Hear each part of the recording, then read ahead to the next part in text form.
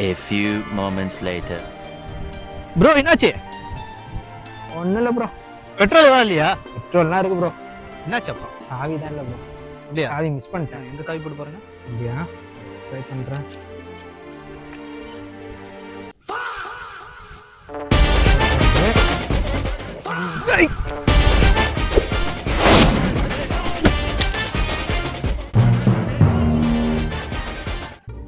இதுதான் Oppo F33 series.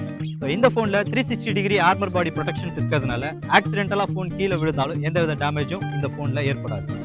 இந்த F33 சீரிஸில் IP69K இருக்கிறதுனால மல்டிபிள் டைப்ஸ் ஆஃப் லிக்விட் இந்த ஃபோனில் பட்டாலும் ஃபோனுக்கு எந்தவித டேமேஜும் ஏற்படாது.